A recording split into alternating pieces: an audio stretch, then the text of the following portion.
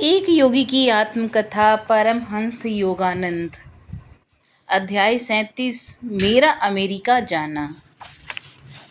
America निश्चित ही ये अमेरिकी लोग होंगे।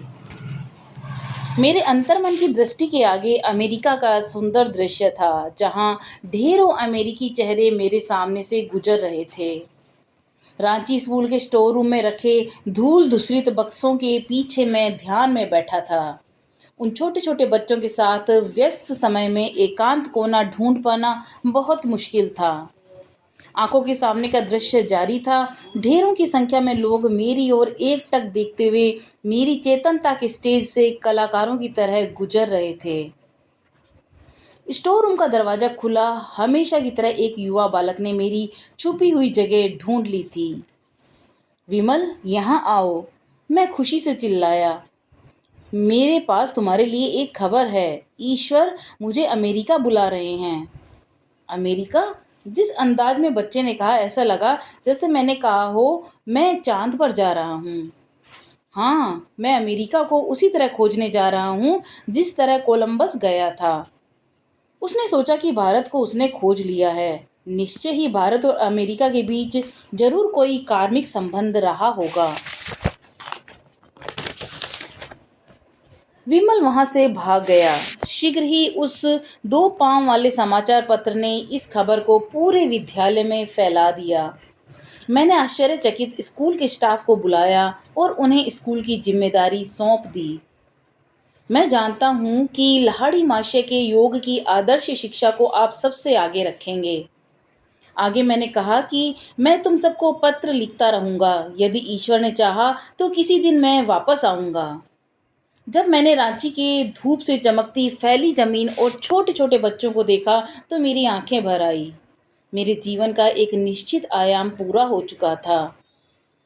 उस दृश्य के कुछ ही घंटों बाद मैं ट्रेन से कलकत्ता के लिए रवाना हो गया। अगले दिन ही मुझे भारत की ओर से अमेरिका में हो रहे international Congress of religious liberal यानी अंतर्राष्ट्रीय उदारवादी सम्मेलन में एक प्रतिनिधि के रूप में भाग लेने का निमंत्रण मिला। इस सम्मेलन का बोस्टन शहर में अमेरिकन यूनिटेरियन एसोसिएशन में होना था। मुझे कुछ समझ नहीं आ रहा था। मैं श्री रामपुर में श्री युक्तेश्वर जी के पास गया। गुरुजी, मुझे अभी अभी अमेरिका के एक धार्मिक सम्मेलन में भाषण देने का निमंत्रण मिला है। क्या मैं जाऊं? तुम्हारे लिए सभी दरवाजे खुले हैं, गुरुदेव ने सरल शब्दों में कहा। अभी नहीं तो कभी नहीं। लेकिन गुरुदेव, मैंने उदास स्वर में कहा, मुझे जन संबोधन के बारे में कुछ नहीं पता। मुझे नहीं पता कि जन संबोधन कैसे किया जाता है। मैंने शायद ही कभी कोई लेक्चर दिया है और अंग्रेजी में तो कभी नहीं। अंग्रेजी हो या न हो, तुम्हारे योग पर कहे शब्दों को पश्चिम में सुना जाएगा। मैं हंसकर बोला, गुरुदेव, मुझे नहीं लगता कि अमेरिकी कभी बंगाली सीखेंगे। कृपा करके मुझे आशीर्वाद दीजिए जिससे मैं अंग्रेजी भाषा में आने वाली कठिनाइयों को दूर कर सकूं। जब मैंने ये खबर पिताजी को बताई तब वे सन्न रह गए। अमेरिका उनके लिए सुदूर क्षेत्र था। उन्हें डर था कि वे मुझे कभी नहीं देख पाएंगे। तुम कैसे जा सकते हो? उन्होंने सख्ती से पूछा। तुम्हें उसके लिए पैसे कौन देगा? क्योंकि अभी तक बहुत प्यार से उन्होंने मेरी पढ़ाई लिखाई और पूरी जिंदगी भर का खर्चा वहन किया था। उन्हें यकीन था कि उनका यह प्रश्न मेरी योजनाओं को तय तब कर देगा। ईश्वर इसमें निश्चय ही मेरी सहायता करेगा। जैसे ही मैंने ये शब्द कहे, मुझे याद आया इसी तरह के शब्द मैंने अपने बड़े भाई अनंत को आगरा में कहे थे। मैंने बिना किसी झिझक के कहा, पिताजी, शायद ईश्वर आपके मन में मेरी सहायता करने को कहे। नहीं, कभी नहीं, उन्होंने मेरी तरफ दयनीय भाव से देखते हुए कहा। मैं भौचक्का रह गया जब अगले दिन पिताजी ने लाहिड़ी महाशय की विश्वसनीय और निष्ठावान शिष्य होने के नाते मुझे एक बड़ी संख्या का चेक पकड़ाया। मैं तुम्हें एक पिता की हैसियत से नहीं बल्कि लाहिड़ी महाशय के विश्वसनीय शिष्य होने के नाते से ये दे रहा हूँ। जाओ, सुदूर पाश्चात्य देशों में जाओ और धर्म और जाति विहीन क्रिया योग की शिक्षा का प्रचार करो। उनके इस निस्वार्थ योगदान से मैं बहुत अंदर तक प्रभावित हुआ, क्योंकि उन्होंने मुझे अपनी निजी इच्छाओं का त्याग करके मेरे लिए पैसों का प्रबंध किया था। उनको इसका भान हो गया था कि किसी साधारण इच्छा की वजह से मैं विदेश यात्रा की योजना नहीं बना रहा था। मेरे पिताजी, जिनकी उम्र 67 वर्ष की थी, उन्होंने दुखी होकर कहा, शायद हम इस जीवन में अब ना मिल पाएं। मैंने अंतर में उठी प्रेरणा से प्रभावित होकर कहा, ईश्वर की कृपा से हम निश्चय ही मिलेंगे। जब मैं अपने गुरु को और अपनी जन्मभूमि को छोड़कर अमेरिका जाने की तैयारी कर रहा था, तब मेरे मन में लेश मात्र भी कोई घबराहट नहीं थी। मैंने अमेरिका की भौतिकवादी संस्कृति के बारे में बहुत सी कहानियां सुनी थी, जो भारत की आध्यात्मिक पृष्ठभूमि से काफ़ी अलग थी। भारत जो सदियों से महात्माओं और योगियों से पवित्र होता रहा है, एक पूर्वी सभ्यता का शिक्षक जो पश्चिम जगत में रहने जा रहा था, उसे हिमालय की बर्फीली ठंड से अधिक कठिन परिस्थितियों के लिए तैयार रहना होगा। ऐसा मैंने मन ही मन सोचा। एक दिन सुबह सुबह मैंने तब तक प्रार्थना करने का निश्चय किया जब तक मैं ईश्वर की आवाज़ नहीं सुन लेता। मैं उनका आशीर्वाद और आश्वासन चाहता था। मैं अपने आधुनिक उपयोगितावाद के आगे स्वयं को खो न दूं। मेरा दिल अमेरिका जाने को तैयार था, मगर उससे ज़्यादा वह दिव्य शक्ति की अनुमति से शांति पाना चाहता था। मैं प्रार्थना पर प्रार्थना करता गया, बीच बीच में अपनी सुबकियों को रोकने की कोशिश करता। कोई जवाब नहीं आया। मेरी चुपचाप प्रार्थना करने की गति तेज होती चली गई और फिर तेजी की पराकाष्ठा पर पहुंची। दोपहर तक मैं अपनी अंतिम सीमा तक पहुंच चुका था। मेरा दिमाग इतने कष्ट को सहन नहीं कर पा रहा था। मुझे लगा यदि मैं अंदर की पूरी शक्ति के साथ एक बार और रोया तो मेरा दिमाग फट जाएगा। उसी क्षण गुरपा रोड के तरफ वाले दरवाजे पर दस्तक सुनाई दी, जिसने कमरे में मैं बैठा हुआ था। दरवाज़ा खोलने पर मुझे एक युवा पुरुष दिखाई दिया, जिसने सन्यासियों की तरह कपड़े पहने हुए थे। वह अंदर आया, दरवाज़ा बंद किया, मेरे कहने के बावजूद नहीं बैठा। उसने संकेत दिया कि वह मुझसे खड़े रहकर बात करना चाहता था। यह जरूर बाबा जी होंगे, मैंने मन ही मन सोचा। मैं भौचक्का था, क्योंकि मेरे सामने खड़े व्यक्ति की शक्ल लहाड़ी माशे से मिलती जुलती थी। उसने मेरे विचारों को पढ़ लिया था। हाँ, मैं बाबा जी हूँ, उसने मेरी मधुर आवाज़ में हिंदी में कहा। हमारे परमपिता परमेश्वर ने तुम्हारी प्रार्थना सुन ली है। उन्होंने मुझे तुम्हें ये आदेश देने को कहा है, अपने गुरु की आज्ञा का पालन करो और अमेरिका जाओ। डरने की कोई बात नहीं, तुम्हारी पूरी सुरक्षा की जाएगी। फिर थोड़ा रुकने के बाद बाबा जी ने मुझसे कहा, तुम ही तो वह थे जिसे मैंने क्रिया योग का संदेश पश्चिम में फैलाने के लिए चुना था। बहुत पहले मैं तुम्हारे ही गुरु युक्तेश्वर से कुंभ के मेले में मिला था और मैंने उससे कहा था कि मैं तुम्हें प्रशिक्षित करने के लिए उसके पास भेजूंगा। मैं स्तब्ध था कि उनकी उस पर उपस्थिति से मैं भक्ति से भाव विभोर था। उनके मुख से ये सुनकर ही उन्होंने ही श्री युक्तेश्वर जी तक पहुंचने में मेरा मार्गदर्शन किया था। मैं भाव विह्वल हो रहा था। मैं उस अमृत प्राप्त गुरु के आगे साष्टांग मस्तक हो गया। उन्होंने मुझे जमीन से बड़े प्यार से उठाया और मेरे बारे में बहुत सी बातें बताते हुए उन्होंने मुझे कुछ व्यक्तिगत निर्देश दिए और कुछ गुप्त भविष्यवाणियां की। क्रिया योग ईश्वर के साथ आत्म साक्षात्कार की वैज्ञानिक तकनीक है। फिर गंभीरता से कहा, अंत में यह सभी देशों में फैलेगी और मनुष्य को व्यक्तिगत रूप से अनंत परमेश्वर से मिलाकर सभी देशों के बीच सौहार्द स्थापित करेगी। अपनी विशाल शक्ति युक्त नेत्रों से मुझे देखा और गुरुदेव ने अपने ब्रह्मांडीय चेतनता की एक झलक दिखलाकर मुझ में असीम शक्ति का संचार किया। थोड़ी ही देर में वे दरवाजे की ओर बढ़े। मेरे पीछे आने की कोशिश मत करना, उन्होंने कहा, तुम ऐसा नहीं कर पाओगे। बाबा जी कृपा करके मत जाइए, मैं रोता रहा। मैंने रोते रोते कहा, मुझे साथ में ले जाइए। पीछे मुड़कर उन्होंने कहा, अभी नहीं, फिर कभी। मैं भाव विभोर था। मैंने उनके आदेश को अनसुना किया। जब मैंने उनका पीछा करने की कोशिश की तो मुझे पता चला कि मेरे पैर जमीन से चिपके हुए थे। दरवाजे से बाबा जी ने बहुत प्रेम से देखा। उन्होंने अपना हाथ मुझे आशीर्वाद देते हुए उठाया। मेरी नज़रें उन पर ही गड़ी रहीं। कुछ ही मिनटों बाद मेरे पैर आज़ाद हो गए। मैं बैठ गया और गहरे ध्यान में चला गया। मैं लगातार ईश्वर को धन्यवाद दे रहा था, न केवल मेरी प्रार्थना के उत्तर के लिए, बल्कि मुझे बाबा जी से मिलाकर उनका आशीर्वाद पाने के लिए भी। मेरा पूरा शरीर एक उस चिरायु प्राचीन हमेशा युवा गुरुदेव के स्पर्श से पवित्र हो गया था। मेरी लंबे समय से इच्छा थी कि मैं उन्हें देख सकूं। अभी तक मैंने बाबा जी से मिलने की कहानी नहीं सुनाई। इसे मैंने अपने मानवीय जीवन का अनमोल अनुभव मानते हुए इसे पवित्र रखा है और अपने हृदय में इसे छिपाए हुआ था। लेकिन मेरे मन में विचार आया कि इस आत्मकथा को पढ़ने वाले पाठकों को ऐसे एकांतवास में रहने वाले बाबा जी और उनकी पाश्चात्य देशों में रुचि की वास्तविकता को उनके सामने लाकर उनका विश्वास जगा सकूंगा। यदि मैं बताऊं कि मैंने स्वयं अपनी आंखों से उन्हें देखा है, एक चित्रकार की मदद से मैंने उनका चित्र बनाने की कोशिश भी की है, जो इस पुस्तक में भी है। आधुनिक भारत के एक सच्चे योगी ईसा मसीह।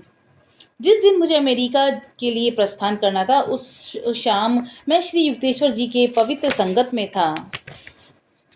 यह भूल जाओ कि तुम हिंदू पैदा हुए थे और अमेरिकी भी मत बन जाना। दोनों समाज के उत्तम गुणों को आत्मसात करना। गुरुदेव ने अपने ज्ञान युक्त शांत स्वर में कहा, अपने सच्चे स्वरूप में रहना और एक ईश्वर पुत्र की तरह अपने अंदर सभी भाइयों के जो विभिन्न देशों में फैले हुए हैं उनके उत्तम गुणों को ग्रहण करना। फिर उन्होंने मुझे आशीर्वाद दिया, जो कोई तुम्हारे पास विश्वास के साथ ईश्वर की खोज में आएगा उनकी सहायता की जाएगी। जब तुम उन्हें देखोगे, तुम्हारी आंखों से आध्यात्मिक तरंगें निकलकर उनके मस्तिष्क में जाएंगी और उनके भौतिकवादी रुझान को बदलेंगी और उन्हें ईश्वर के प्रति जागरूक करेगी।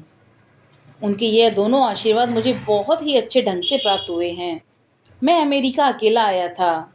यहाँ मेरा एक भी मित्र नहीं था, लेकिन वहाँ मुझे हजारों मिले जो ईश्वर की शिक्षा के लिए पहले से ही तैयार थे। मैंने भारत अगस्त 1920 में द सिटी ऑफ स्पार्टा में बैठकर छोड़ा। यह पहला यात्रियों का जहाज था जो प्रथम विश्व युद्ध की समाप्ति के बाद अमेरिका जा रहा था। चमत्कारिक रूप से मैं अपने लिए टिकट बुक कर सका और पासपोर्ट प्राप्त करने में लाल फीताशाही की बहुत से अड़चनें आई, मगर किसी तरह मुझे अनुमति मिल गई। 2 महीने की यात्रा के दौरान एक साथी यात्री को मेरे बॉस्टन कांग्रेस में भारतीय प्रतिनिधि के तौर पर जाने का पता चला। स्वामी योगानंद, उसने अजीब से अमेरिकी उच्चारण में कहा, जिसे मैंने इसी अंदाज में पुकारते सुना। कृपा करके अपने साथी यात्रियों को भी गुरुवार शाम को एक व्याख्यान सुनाने की कृपा करें। मुझे लगता है हम सभी इस विषय जीवन का संघर्ष और इससे कैसे लड़ें पर आपको सुनने का लाभ प्राप्त करना चाहते हैं। अफसोस, मुझे तो स्वयं के जीवन संघर्ष से निपटना है। यह मैंने बुधवार को जाना। मैंने अपने विचारों को अंग्रेजी में क्रमवार रखने की कोशिश की, लेकिन फिर मैंने सभी तैयारियां छोड़ दी। मेरे विचार अंग्रेजी के नाम पर उसी तरह भड़क रहे थे जैसे एक जंगली घोड़ा जीन काठी को देकर भड़क जाता है। गुरुवार को मैं स्टीमर के सैलून में श्रोताओं के सामने जाकर खड़ा हो गया। मेरे मुख से एक भी शब्द नहीं निकला। मैं उस भीड़ के सामने अवाक खड़ा था। 10 मिनट तक सबने सब्र रखा, फिर मेरी स्थिति देखकर हंसने लगे। परिस्थितियां मेरे अनुकूल नहीं थी। उनका हंसना मुझे एकदम अच्छा नहीं लगा। मैंने एक शांत प्रार्थना अपने गुरु को भेजी। मेरे अंदर आवाज आई, तुम बोल सकते हो। तुरंत मेरे विचारों और अंग्रेजी में एक मित्रवत तालमेल बैठा। मैं 45 मिनट तक बोलता रहा। दर्शक एकटक हो मुझे सुन रहे थे। उस व्याख्यान ने मुझे बहुत से आमंत्रण प्राप्त करवाए, जो मुझे अमेरिका के विभिन्न समूहों के सामने बोलने थे। मुझे याद नहीं मैंने क्या बोला था, उनका एक शब्द भी याद नहीं था। पूछने पर पता चला कि मैंने एक प्रेरणादायक व्याख्यान दिया था, वह भी सही अंग्रेजी में। यह जानकर मैंने अपने गुरु को समय पर मदद करने के लिए धन्यवाद किया। अब मुझे एक नई बात पता चली कि वे हमेशा मेरे साथ थे, सभी काल और स्थान के बंधनों को पार करते हुए। कभी कभी अपने जहाज की बची यात्रा के दौरान मुझे अंग्रेजी में बोस्टन व्याख्यान के विचार से चुभन होने लगती। हे ईश्वर, मैंने प्रार्थना की, कृपा करके आप ही मेरी प्रेरणा बने रहना और श्रोताओं के सामने हंसने जैसा मजाक मत बनवाना। सितंबर के अंत में द सिटी ऑफ स्पार्टा जहाज बोस्टन के पास रुका। अमेरिका से मैंने अपना पहला भाषण 6 अक्टूबर को दिया। लोगों ने उसकी सराहना की। मैंने चैन की सांस ली। अमेरिकन यूनिटेरियन एसोसिएशन के उदार सचिव कांग्रेस में हुए कार्यों पर निम्न विचार प्रकाशित किए। ब्रह्मचार्य आश्रम, रांची, भारत के प्रतिनिधि स्वामी योगानंद ने अपने संस्थान की ओर से कांग्रेस को शुभकामनाएं दी। धारा प्रवाह अंग्रेजी और प्रभावशाली ढंग से उन्होंने धर्म विज्ञान के दार्शनिक स्वरूप पर व्याख्यान दिया, जिसे लोगों के बीच प्रसार करने के लिए छापकर भाषण बांटा गया। उनके अनुसार धर्म सर्वव्यापी और एक है। हम किसी विशेष रिवाज अथवा विश्वास को वैश्विक नहीं बना सकते, लेकिन धर्मों में एक समान तत्व का वैश्वीकरण किया जा सकता है और हम सभी को बिना किसी भेदभाव के इसका अनुसरण और अनुपालन करने के लिए कहते हैं। अपने पिताजी की बड़ी रकम वाले चेक की वजह से मैं कांग्रेस खत्म होने के बाद अमेरिका में रुक सका। बोस्टन में मैंने अति साधारण ढंग से 4 वर्ष गुजारे। मैंने उस दौरान सार्वजनिक व्याख्यान दिए, कक्षाएं ली, कविताएं की पुस्तक तैयार की, जिसमें आत्मा के गीत, जिसकी प्रस्तावना डॉक्टर फ्रेडरिक बी रॉबिन्सन, जो कि college of city of New York के अध्यक्ष थे, ने लिखी थी। वर्ष 1924 में गर्मियों में मैंने पूरे अमेरिका के महाद्वीप की यात्रा शुरू की। मैंने मुख्य शहरों में हजारों की संख्या में आए लोगों के सामने व्याख्यान दिए और फिर अपनी पश्चिमी यात्रा का अंत उत्तर के सुंदर शहर अलास्का में किया। अपने उदार छात्रों की मदद से मैंने 1925 में अंत तक अमेरिकन हेडक्वार्टर्स, जो कि लॉस एंजिला के माउंट वॉशिंगटन स्टेट में था, वहां उसकी स्थापना की। यह इमारत वही थी जिसे मैंने कश्मीर में अपनी कल्पना में देखा था। मैंने फौरन इन सुदूर कार्यों की फोटो श्री युक्तेश्वर जी को भेजी। उन्होंने उसका जवाब पोस्ट कार्ड में बंगाली में लिखकर भेजा, जिसका अनुवाद निम्न है। 11 अगस्त 1926। मेरे हृदय के करीब पुत्र, हे योगानंद, तुम्हारे स्कूल और छात्रों की फोटो देखकर जो खुशी मुझे हुई, उनको शब्दों में मैं नहीं बता सकता। विभिन्न शहरों के योग के छात्राओं को देखकर मेरा दिल खुशी से झूम रहा है। तुम्हारे द्वारा किए जा रहे जाप, तरंग उपचार और दिव्य उपचार प्रार्थनाएं, मैं उन सब के लिए तुम्हें धन्यवाद देने से स्वयं को नहीं रोक पा रहा हूँ। मुख्य द्वार पर फिर घूमता हुआ ऊपर जाता हुआ पहाड़ी रास्ता और माउंट वॉशिंगटन स्टेट के चारों तरफ सुंदर मनोरम दृश्य को देखकर मेरी इन्हें स्वयं देखने की इच्छा हो रही थी। क्या यह यहाँ पर सब कुशल मंगल है? ईश्वर की कृपा से तुम पर उनका आशीर्वाद हमेशा बना रहे, श्री युक्तेश्वर गिरी। तो ये था उनका पोस्ट कार्ड जो बंगाली में उन्होंने लिखकर भेजा था।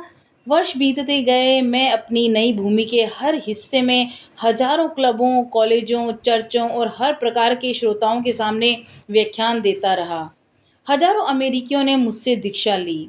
उन सबको मैं वर्ष 1929 में अपनी नई प्रार्थना विचार की पुस्तक समर्पित करता हूँ।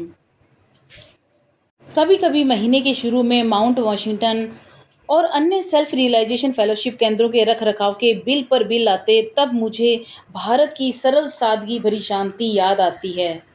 लेकिन जब रोज मैं देखता हूँ कि पूर्व और पश्चिम के बीच समझदारी और तालमेल बढ़ता देखता हूँ, तब मेरी आत्मा प्रसन्न हो जाती है।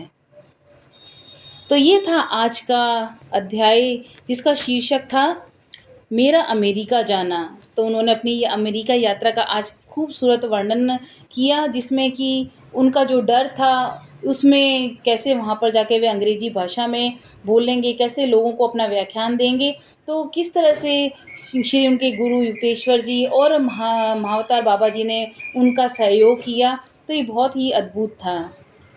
कल हम पढ़ेंगे अध्याय 38, लूथर बरबैंक गुलाबों के बीच एक संत।